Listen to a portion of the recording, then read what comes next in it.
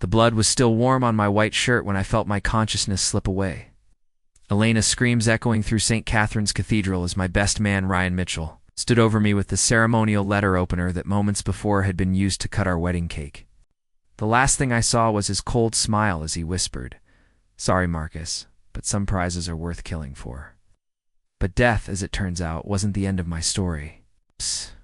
Before we jump back in, tell us where you're tuning in from, and if this story touches you, make sure you're subscribed because tomorrow I've saved something extra special for you. 3 months later, I was standing in the unemployment line at the Seattle Department of Social Services, wearing a thrift store jacket that reeked of mothballs and holding a clipboard with shaking hands. The fluorescent lights buzzed overhead like angry wasps, and the woman behind the bulletproof glass looked at me with the kind of tired indifference reserved for society's forgotten. "Marcus Thompson," she called out in a monotone voice that suggested she'd rather be anywhere else. Next, I approached the window, still getting used to the strange reality of being alive again. The face in the mirror each morning was mine, but somehow different. Younger, maybe. The scar across my throat had vanished completely, as if Ryan's blade had never found its mark. But the memories remained crystal clear, burned into my consciousness like a brand. The clerk asked without looking up from her computer screen. "Unemployed," I replied, my voice barely above a whisper. 3 months ago, I had been the vice president of marketing at Cascade Industries. Pulling in 6 figures and planning the wedding of the century, now I was just another face in line, another casualty of circumstances I still didn't fully understand. The irony wasn't lost on me. Ryan Mitchell, my former best friend since college, my business partner, my chosen brother, had murdered me at my own wedding and somehow inherited everything. My company shares, my penthouse apartment, even my trust fund that my grandfather had set up. Apparently, when you die without a will and your business partner holds power of attorney, the legal system becomes remarkably accommodating. "Any marketable skills?" the clerk continued, her fingers clicking across the keyboard with mechanical precision. I almost laughed. Marketable skills? I had built Cascade Industries from a 2-person startup in my dorm room to a multi-million-dollar consulting firm. I had negotiated deals with Fortune 500 companies, managed teams of 30 employees, and had been featured on the cover of Seattle Business Monthly. But try explaining that when your death certificate says you died 3 months ago and your former life has been completely erased. "I have experience in marketing and business development," I said carefully. "Any references?" That was the problem. My entire professional network believed I was dead. The funeral had been beautiful, according to the news reports I'd found online. Ryan had given such a touching eulogy about losing his dearest friend to a tragic accident. "A gas leak in my apartment," they said. "An explosion, nothing left to bury. But memories?" Elena had worn black and leaned on Ryan's shoulder for support. The photos from the memorial service showed them together, her hand in his. Their grief so perfectly choreographed it could have won an Oscar. She was planning to marry him now, just 6 months after my death. The engagement announcement in the Seattle Times called it a beautiful love story born from shared tragedy. "I'm having some difficulty with references at the moment," I admitted. The clerk finally looked up, her eyes scanning my face with mild irritation. "Listen, honey, everyone's got a sob story. You want benefits, you need documentation. No documentation, no benefits." Next, I stepped aside, feeling the weight of my new reality settle around me like a lead blanket. The Marcus Thompson, who had died at St. Catherine's Cathedral, had possessed wealth, status, and a future. This Marcus Thompson had nothing but memories and a burning need for answers. Walking out of the building into the Seattle drizzle, I pulled out the prepaid phone I'd bought with the last of my cash and dialed a number I'd memorized years ago. It rang twice before a familiar voice answered. David Chen, Platinum Events. David had been our wedding planner, a meticulous man who treated every celebration like a military operation. He'd also been a friend, someone I'd trusted with the most important day of my life. If anyone could give me insight into what had really happened that day, it would be him. "David, this is going to sound strange." But I need to ask you about the Thompson-Rodriguez wedding from 3 months ago. There was a pause. Who is this? Someone who was there? Someone who saw what really happened? Look, I don't know who you are, but that was a terrible tragedy. Marcus Thompson was a good man, and what happened to him was awful. If you're some kind of reporter trying to dig up dirt, I'm not a reporter, David. I need to know about Ryan Mitchell. About what he did after the ceremony. Another pause, longer this time. When David spoke again, his voice was cautious. After the ceremony, there wasn't an after. The poor man died in that explosion the same night. Ryan was devastated. We all were. That was the story they were telling. The official version that made Ryan look like a grieving friend rather than a calculating murderer. But I had been there. I remembered the blade, the blood, the look in Ryan's eyes as he watched me die. What if I told you there was more to that story? What if I told you that Ryan Mitchell isn't who he appears to be? I'd say you need to find a better hobby than harassing people who are trying to move on with their lives. Goodbye. The line went dead, leaving me standing alone on the sidewalk with the rain soaking through my cheap jacket. David's reaction told me everything I needed to know. Ryan had covered his tracks perfectly, crafted a narrative so convincing that even the people who knew us best had bought into it completely. But he'd made one mistake. He'd let me live, somehow, some way. And now I was back, invisible and forgotten, with nothing left to lose and everything to gain. I walked the 12 blocks back to my studio apartment in Capitol Hill, a cramped space above a coffee shop that cost me $800 a month I barely had. The building smelled like espresso and disappointment, and my neighbors were a collection of artists, students, and other people society had overlooked. It was perfect camouflage for someone who was supposed to be dead. The apartment itself was sparse, a mattress on the floor, a folding table I'd found in an alley, and a laptop I'd bought used from a pawn shop. But it was enough for what I needed to do. The laptop screen glowed as I opened it, and I began my nightly ritual of research. Ryan Mitchell's social media presence was a carefully curated masterpiece of success and sympathy. Photos of him at charity galas, accepting awards for his legal work, and always, the tasteful mentions of his dear friend Marcus, who had died too young. The comments were full of admiration for how he'd persevered through grief, how he'd honored my memory by taking care of my business affairs. But tonight was different. Tonight there was a new post that made my blood run cold. The engagement photos were professionally shot, probably cost more than I made in 2 months of odd jobs. Ryan stood behind Elena in a field of wildflowers, both of them smiling with the kind of happiness that magazines use to sell wedding dresses. Her ring caught the sunlight, a massive diamond that I recognized immediately. It had belonged to my grandmother, passed down through 3 generations of Thompson men to their brides. The caption read, "Elena said yes. After everything we've been through, finding love again feels like a miracle. Marcus would have wanted us to be happy. Wedding planned for next month at Riverside Country Club. New beginnings." Next month. Ryan was getting married in less than 4 weeks, and he was doing it with my ring, my fiancé, and my money. The audacity of it was breathtaking, but it was also an opportunity. Weddings were public events, celebrations where people let their guard down, and secrets had a way of surfacing. I closed the laptop and lay back on my mattress, staring at the water stains on the ceiling. The old Marcus would have hired lawyers, would have tried to work within the system to reclaim what was rightfully his.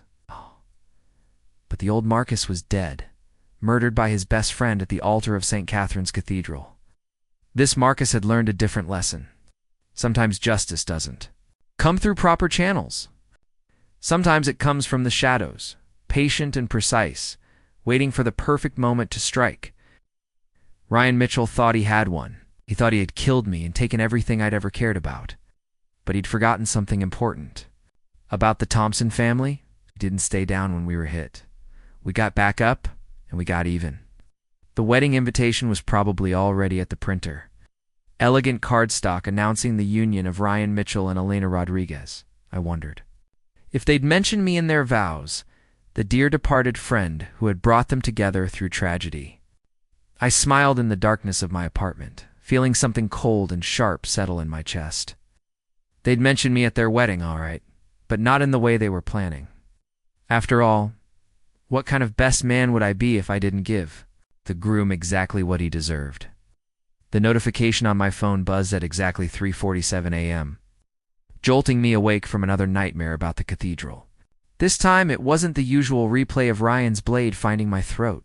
This time, it was different. This time, I saw Elena standing beside him, not screaming in horror, but smiling.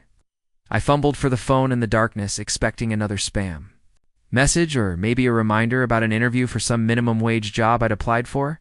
Instead, what I found made my blood freeze in my veins. Marcus Thompson, estate settlement, final notice appeared in my email inbox, sent from Hammond and Associates legal firm. The timestamp showed it had been sent just minutes ago, but that wasn't what caught my attention. It was the sender's name that made me sit up straight. Mitchell. Ryan at hammond-law.com. Ryan was handling the legal settlement of my own estate. The bastard wasn't just content with murdering me and stealing my life. He was making sure every loose end was tied up with a neat legal bow. I opened the email with trembling fingers, though I already knew what I'd find. Confirmed my worst suspicions. Ryan Mitchell, as the designated power of attorney and sole business partner of the deceased Marcus Thompson, was officially liquidating all remaining assets. The penthouse apartment had been sold to a private buyer. The vintage Porsche I'd restored in college was being auctioned off. Even my grandfather's watch collection, pieces that had been in the Thompson family for generations, were listed for estate sale. But buried in the legal jargon was something that made me pause. Single line item that didn't make sense. Cascade. Industries Board Resolution 847B. Emergency Succession Protocol activated. Temporary management structure implemented pending resolution of ownership disputes. Ownership disputes? According to everything I'd discovered, Ryan had inherited my 51% controlling stake in the company. What disputes could there possibly be? I spent the next 3 hours digging through public records, corporate filings, and news archives. The coffee shop below my apartment was just opening when I finally found what I was looking for. Buried in a Seattle Business Journal article from 2 weeks after my death, Cascade Industries faces uncertain future as competing claims emerge. Over founder's estate? While business partner Ryan Mitchell maintains controlling interest, sources close to the company report that Marcus Thompson's grandfather, industrialist Harold Thompson, established a complex trust structure that may affect succession rights. Legal experts suggest the matter could take months to resolve. My grandfather. I'd almost forgotten about him in the chaos of my resurrection. Harold Thompson was 93 years old, sharp as a razor, and rich enough to buy and sell Ryan Mitchell a dozen times over. More importantly, he was the kind of man who planned for every contingency, including the possibility that his beloved grandson might die under suspicious circumstances. Preparing and narrating this story took us a lot of time, so if you are enjoying it, subscribe to our channel. It means a lot to us. Now back to the story. I grabbed my jacket and headed for the bus stop, my mind racing with possibilities. If grandfather had set up safeguards, if there really were ownership disputes, then maybe Ryan's victory wasn't as complete as he thought. Maybe the old Marcus had been smarter than his murderer realized. The bus ride to the Bellevue estate took an hour and cost me $3 I couldn't afford to spend. But as the city gave way to manicured suburbs and then to the rolling hills where Seattle's old money lived, I felt something I hadn't experienced in months: hope.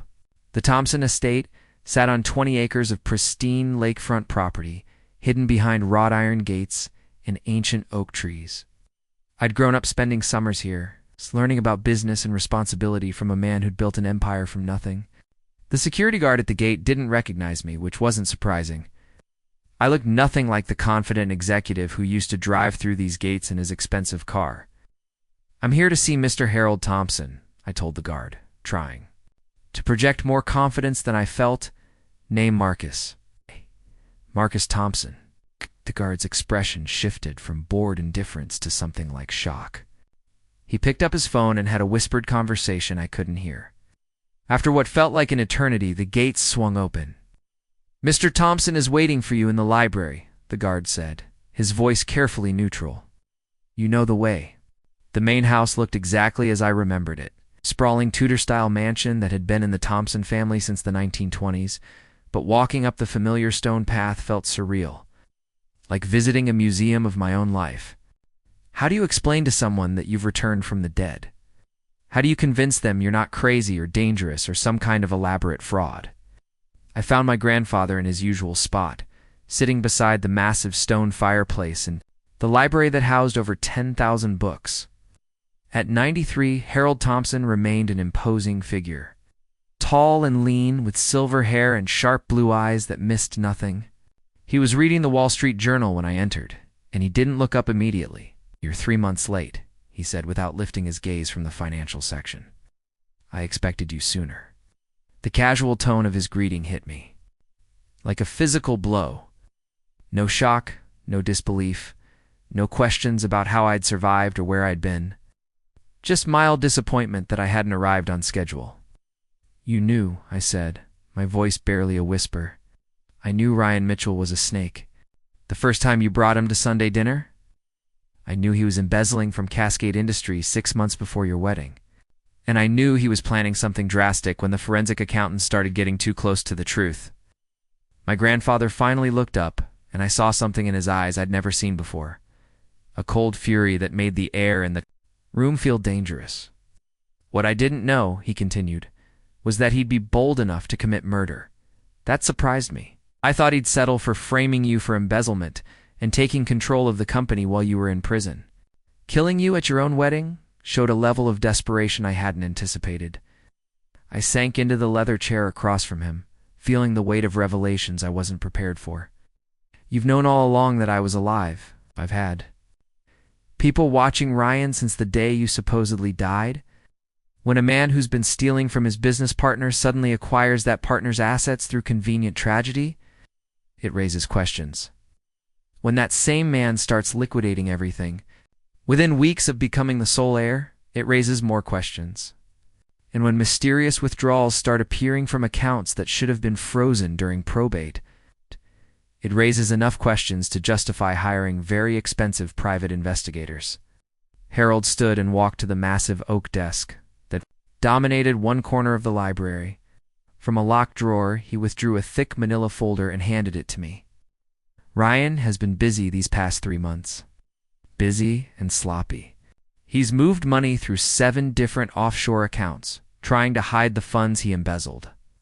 He's sold your personal assets below market value to buyers who coincidentally happen to be shell companies he controls. And he's been paying bribes. 2 city officials to expedite the estate settlement process." I opened the folder with shaking hands. Inside were photographs, bank records, email transcripts, and a detailed timeline of Ryan's activities since my death. The evidence was overwhelming and damning. Not only had he murdered me, but he'd been systematically looting everything I'd built for months before the wedding.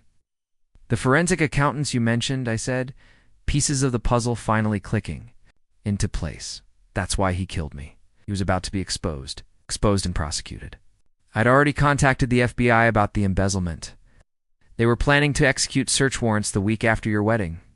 Ryan's timeline for whatever he was planning got dramatically accelerated when he realized the investigation was closing in."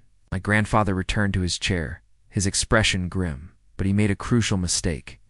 He assumed that killing you would make all his problems disappear.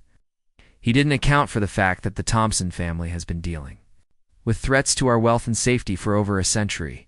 The trust structure I established specifically anticipated the possibility of your death under suspicious circumstances." "What kind of trust structure?" Harold smiled.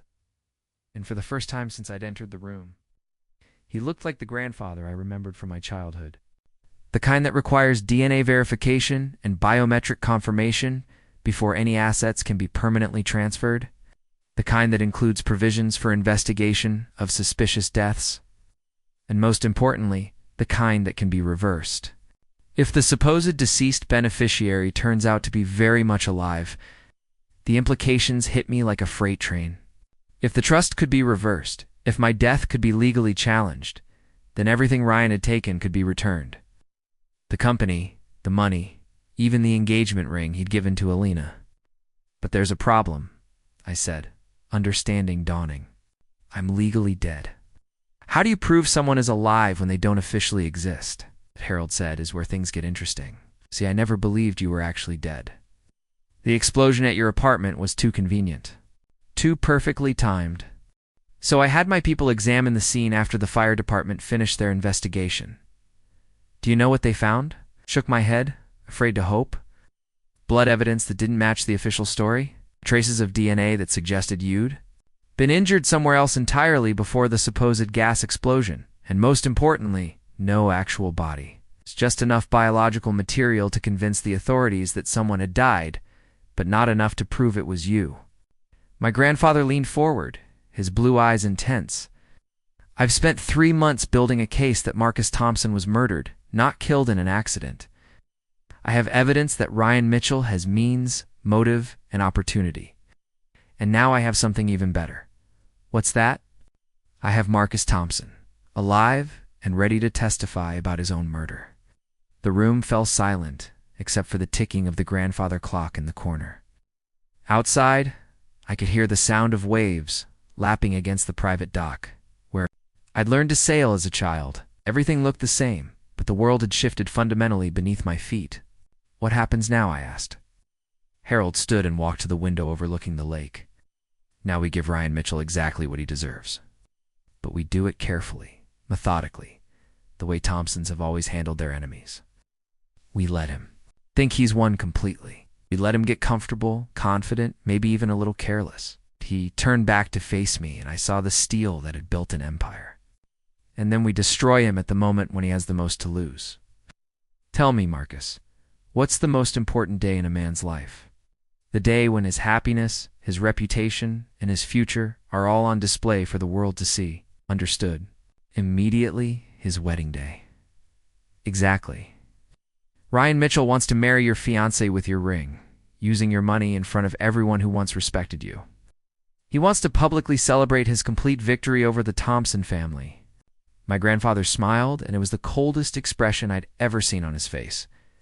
Let's make sure it's a wedding he'll never forget. The transformation began with a single phone call that changed everything.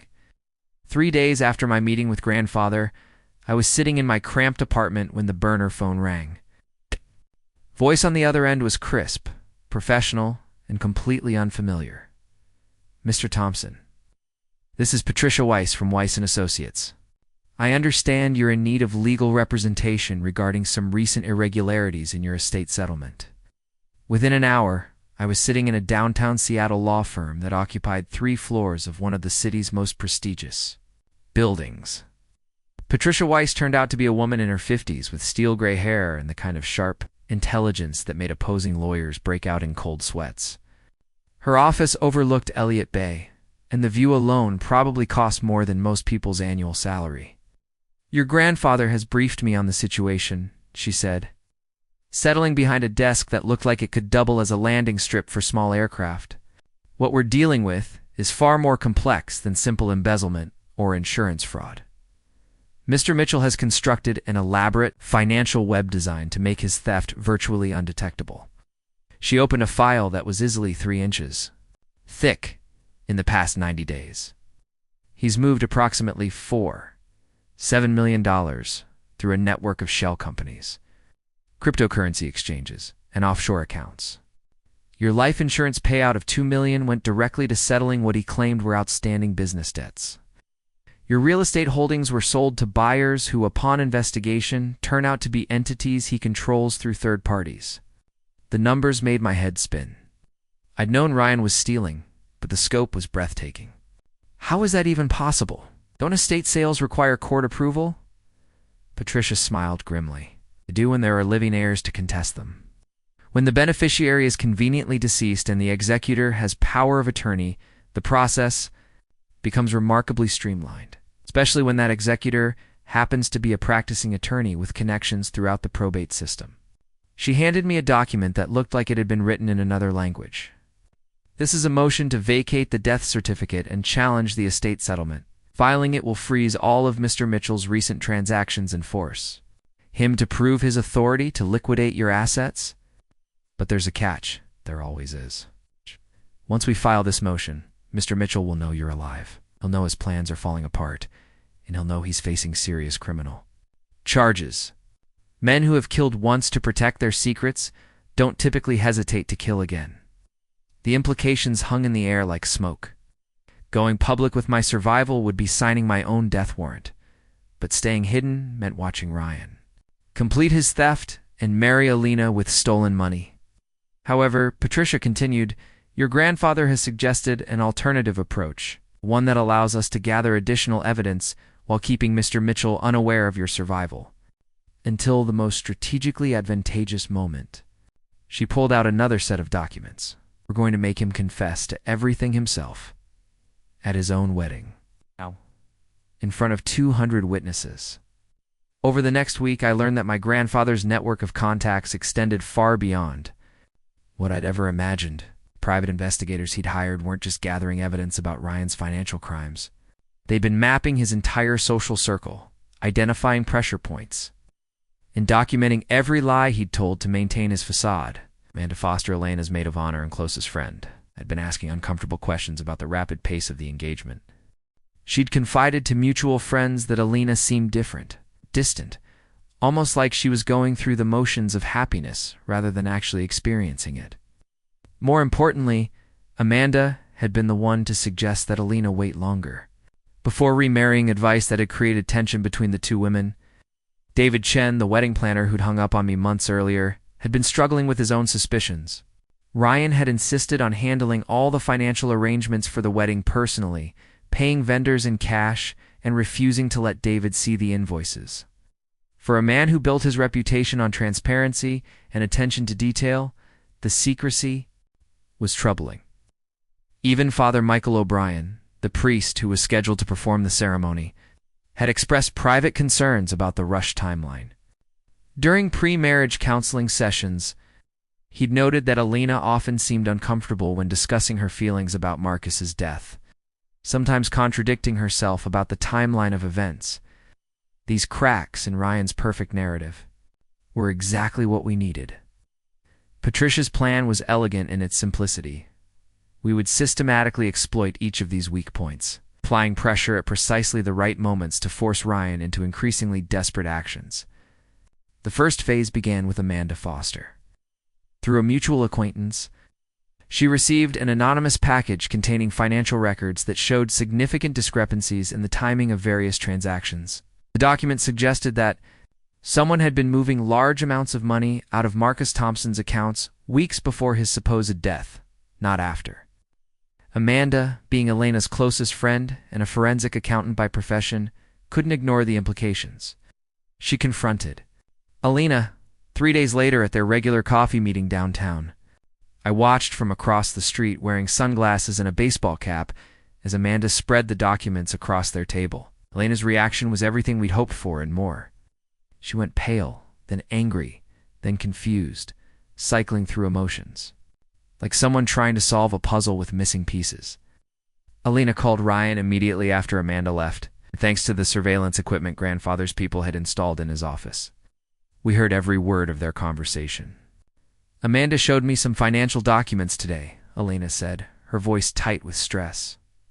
Documents that suggest Marcus's money was being moved around before he died. She's asking questions I can't answer. Ryan's response was calm, almost dismissive. Amanda never liked me. She's probably just trying to cause problems because she thinks you're moving too fast. Don't let her neuroses affect our plans. But what if she's right? What if there's something we don't know about Marcus's death? There was a long pause before Ryan answered, and when he did, his voice had an edge I recognized from that terrible day at the altar. Elena, sweetheart, Marcus is dead. Investigation is closed. Amanda is trying to upset you because she can't stand to see you happy. Don't let her poison what we have. The conversation continued for another 10 minutes with Ryan masterfully, deflecting Elena's concerns while subtly undermining her trust in Amanda. By the end of the call, Elena was apologizing for doubting him and promising to limit her contact with her best friend. It was a textbook example of psychological manipulation, and it was exactly what we needed to document. Patricia's team recorded everything, building a case that would show not just Ryan's financial crimes, but his ongoing deception of his fiancée. Phase 2 involved David Chen, and it required a more direct approach. I walked into his office. On a Thursday afternoon, wearing a well-tailored suit that grandfather had purchased and carrying a briefcase full of documents that would change everything. David looked up from his desk, and I watched his face cycle through confusion, recognition, and shock in the span of 3 seconds. "Hello, David," I said quietly. "I think we need to talk." To his credit, David didn't scream or faint or call security. He simply stared at me for a full minute before saying, "You're supposed to be dead." That's what everyone keeps telling me. But as you can see, reports of my death have been greatly exaggerated. I sat down across from his desk. Without being invited, and opened the briefcase. "I need you to know that everything Ryan Mitchell has told you about my death is a lie. I need you to know that the money he's been using to pay for his wedding was stolen from me. And I need you to know that Elena has no idea she's about to marry my murderer." David's hands were shaking as he reached for the water glass on his desk. "This is impossible. I saw the news reports. I attended your memorial service." Ryan gave a eulogy about losing his best friend. Ryan gave a eulogy about successfully covering up a murder, I corrected. "Everything you've seen, everything you've been told, it's all been carefully orchestrated to hide the truth." I spent the next hour walking David through the evidence. The financial record showing the embezzlement, the forensic analysis of the supposed accident scene, the timeline that proved Ryan had been systematically stealing from me for months before the wedding. By the time I finished, David was white as a sheet and looking like he might be sick. "You have to call the police," he said finally. "You have to stop the wedding. I can't do that. Not yet. Ryan is too smart, too well-connected. If I surface now, before we have ironclad evidence, he'll find a way to discredit me or make me disappear permanently. But there is something you can do to help." David listened as I explained what we needed from him. It wasn't much, just a few small changes to the wedding arrangements. A different seating chart that would place certain people in strategic locations, slight modification. To the sound system that would ensure every word spoken at the altar would be recorded and broadcast clearly. Most importantly, a delay in the ceremony timeline that would give us the extra minutes we needed to execute the final phase of our plan. "I don't know if I can do this," David said. "If Ryan finds out I'm helping you, if he really is what you say he is, then you'll be in the same danger I've been in for the past 3 months, I admitted. "But David, Elena is about to marry a man who murdered his best friend for money. Are you going to let that happen?" David was quiet for a long time, staring out his office window at the Seattle skyline. When he finally spoke, his voice was steady and determined. "What do you need me to do?" The final piece of Phase 2 involved Father O'Brien, and it required the most delicate touch of all. Rather than approaching him directly, we arranged for him to discover certain information on his own.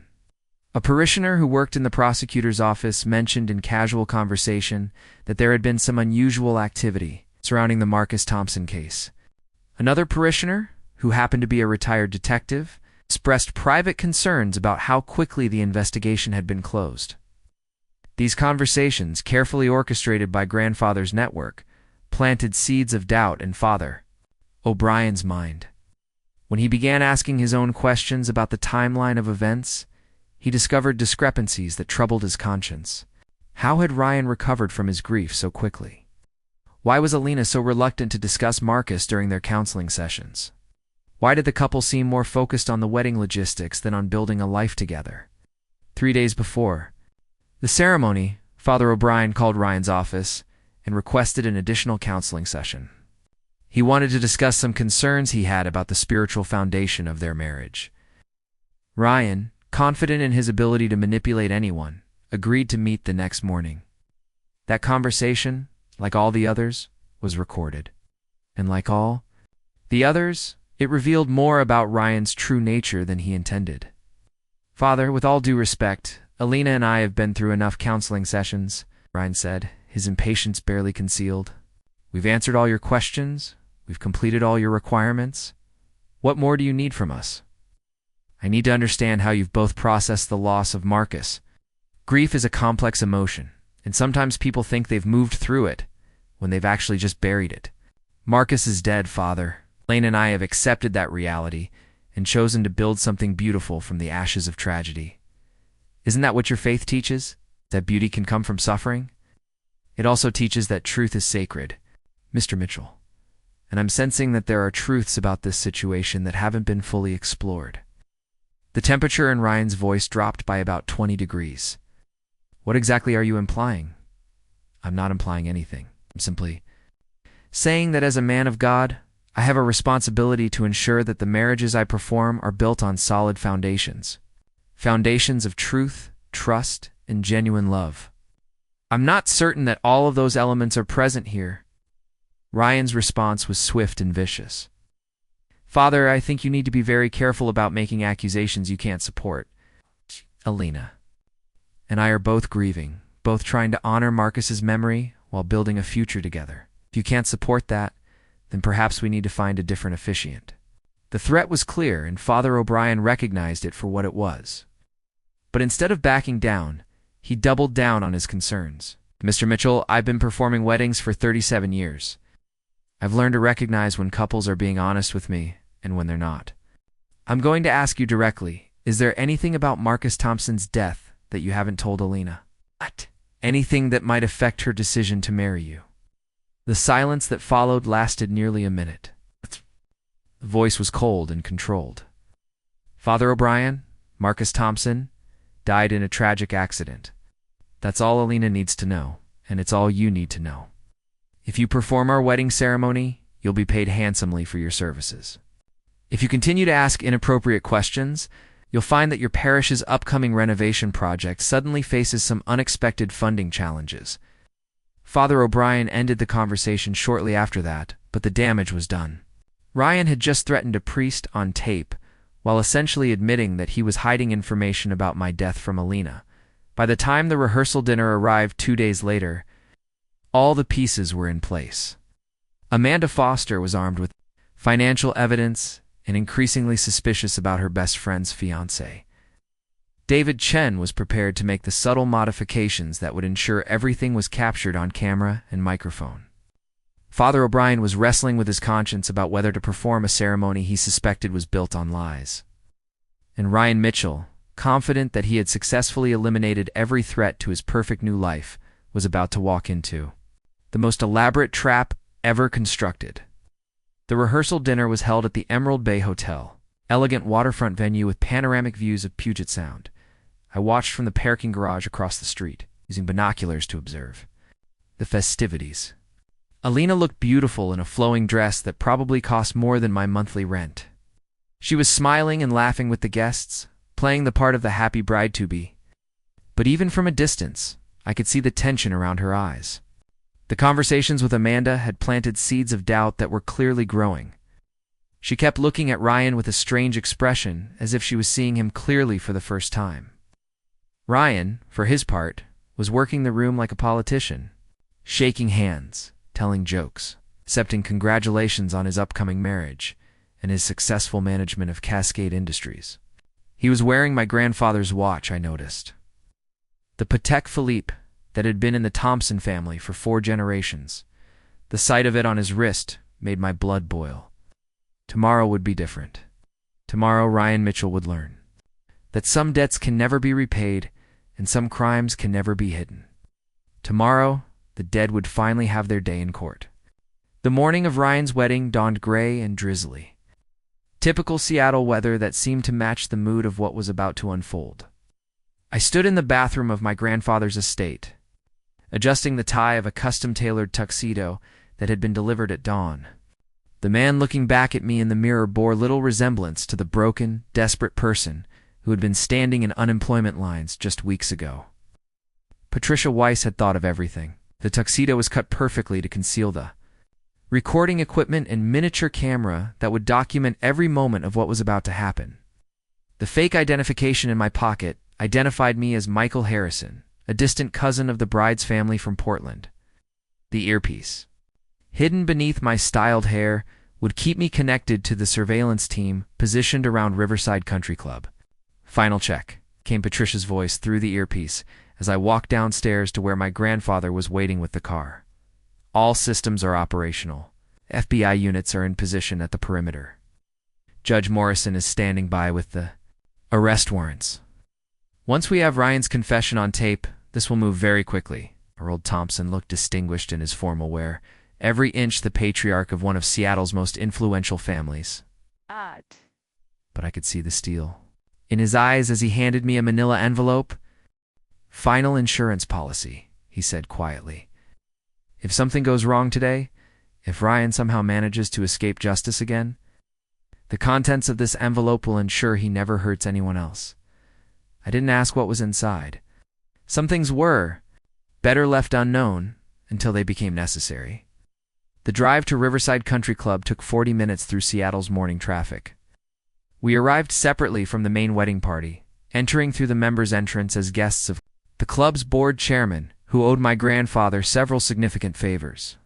The venue was everything Elena had dreamed of when we'd first gotten engaged: manicured gardens overlooking Lake Washington, a ballroom with crystal chandeliers, and a ceremony space that looked like something from a fairy tale. Outdone himself with the decorations, though I recognized the strategic modifications he'd made to our original plan. The altar was positioned so that every word spoken would be captured by the enhanced audio system.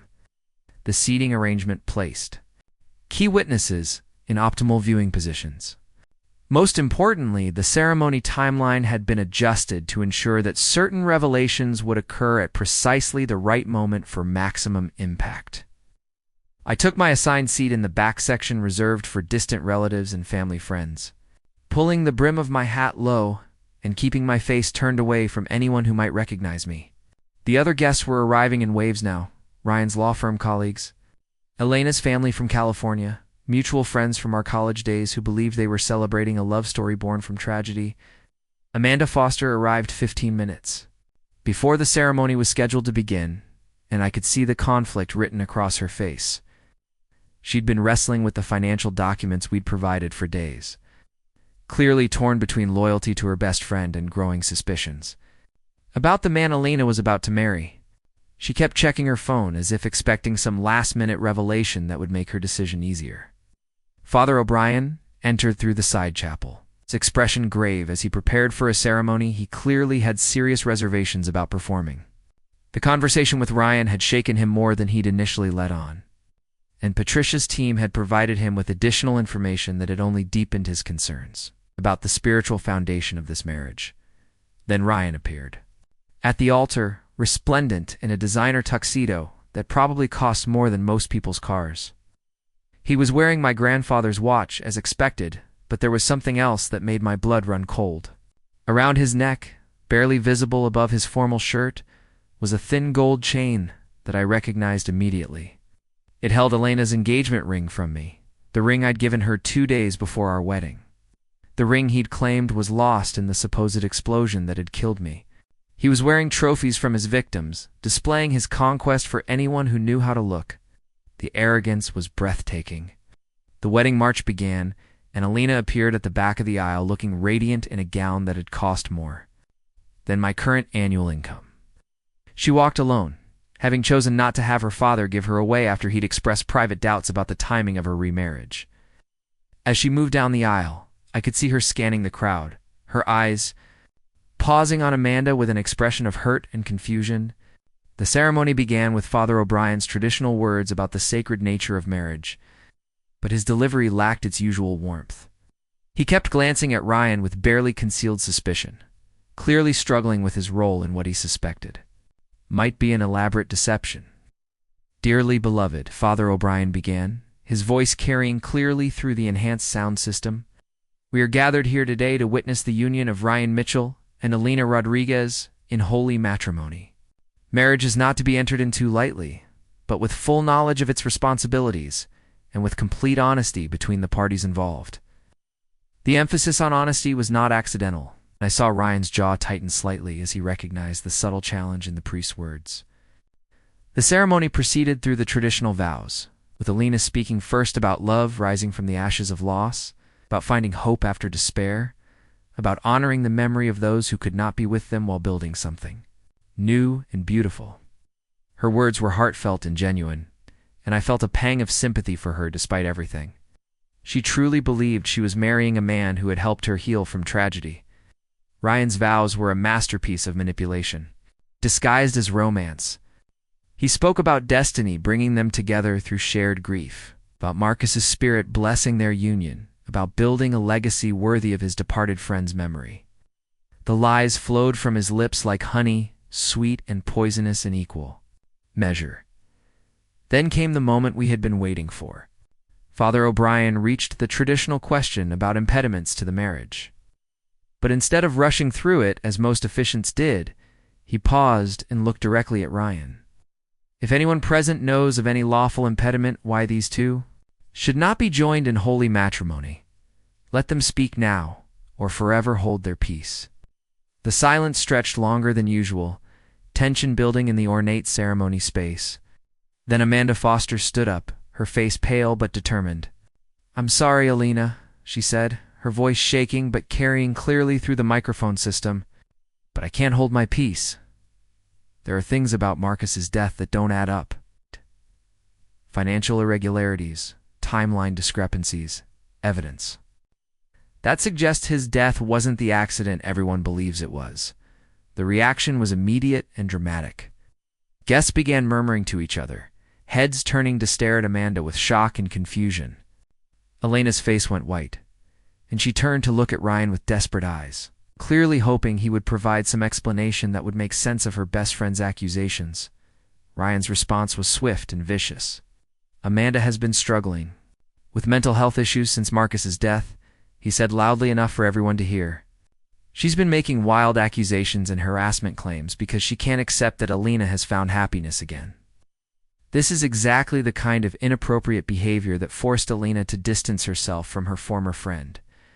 It was a calculated character assassination, designed to discredit Amanda's accusations by painting her as unstable and jealous. But Amanda had been expecting exactly this response, and she was prepared for it.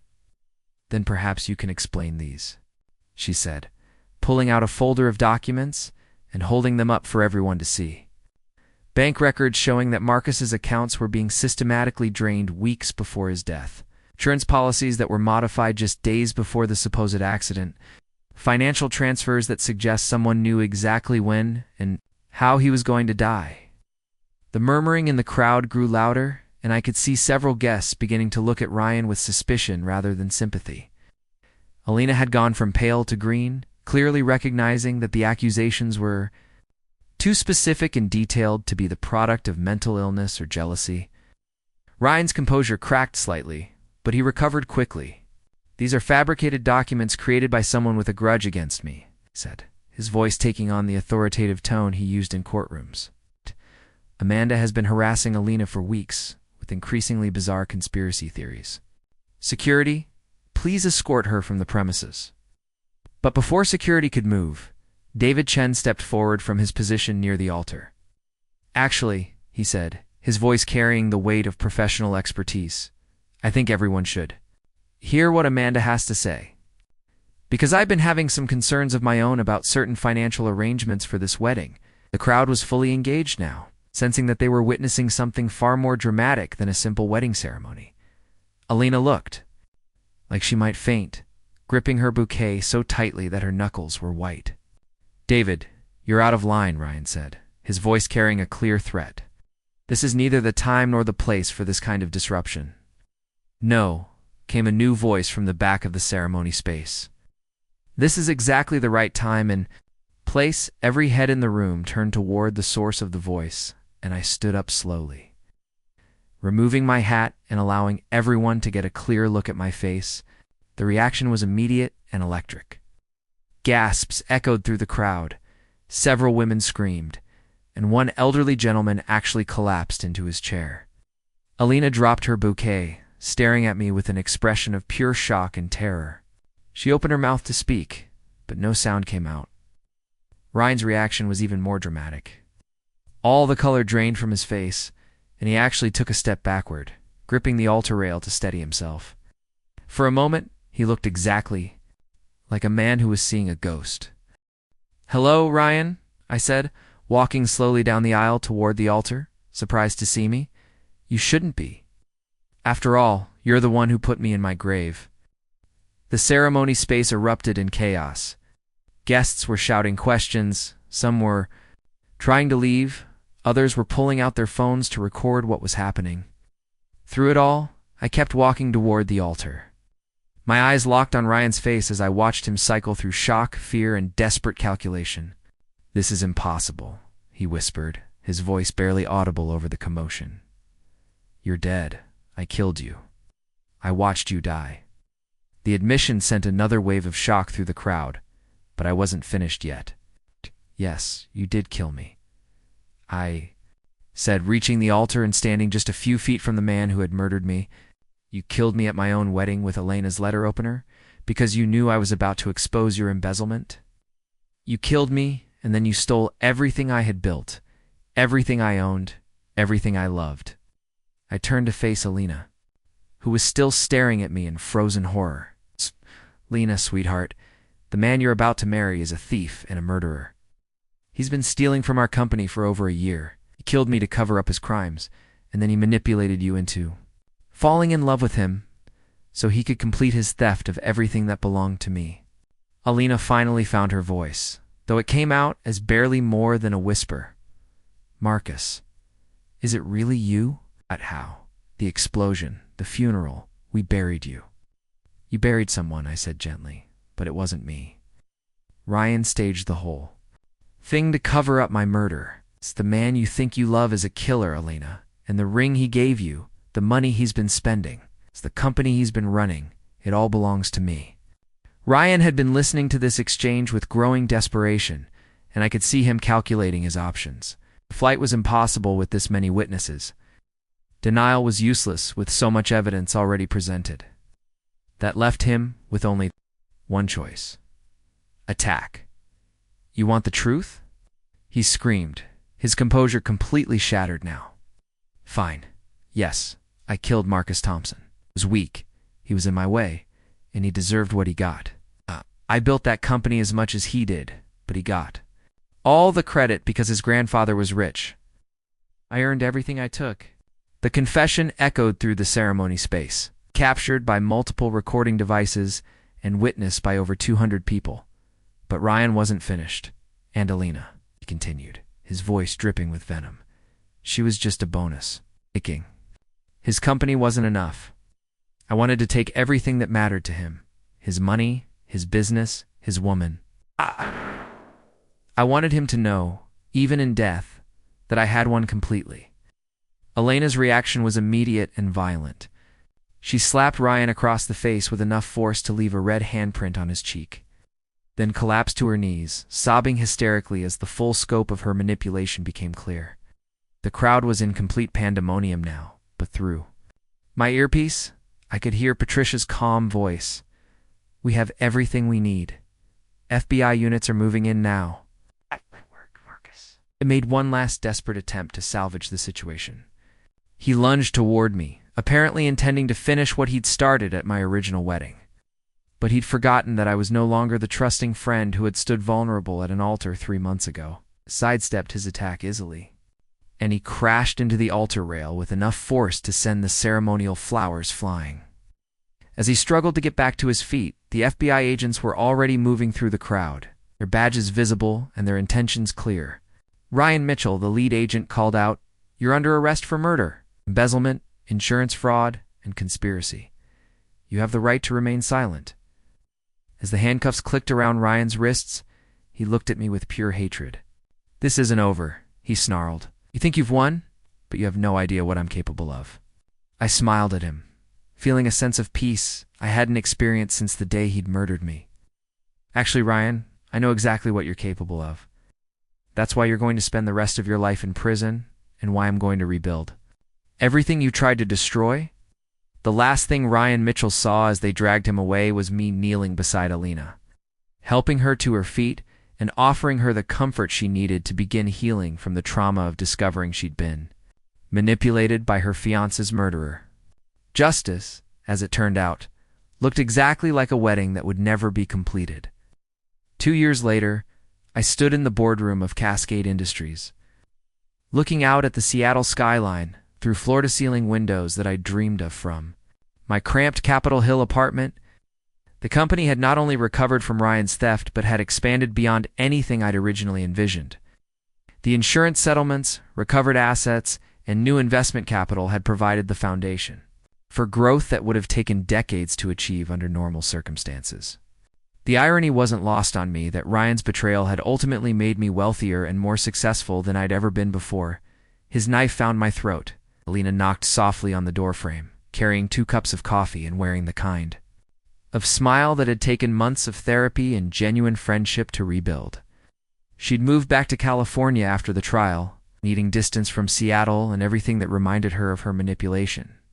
But she'd returned 6 months ago, not as my former fiancé trying to rekindle romance, but as someone who had found her own strength and wanted to be part of building something positive from the wreckage Ryan had created.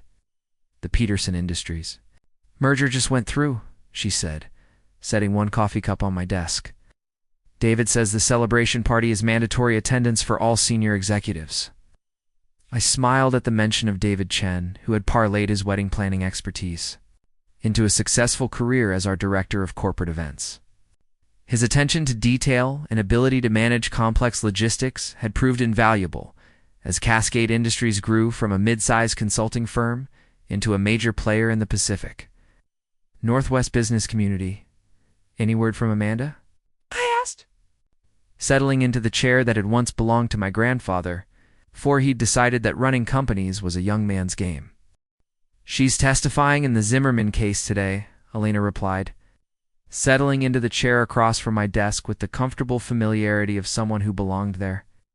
3 more executives getting prosecuted for embezzlement based on the investigative techniques she developed working on Ryan's case.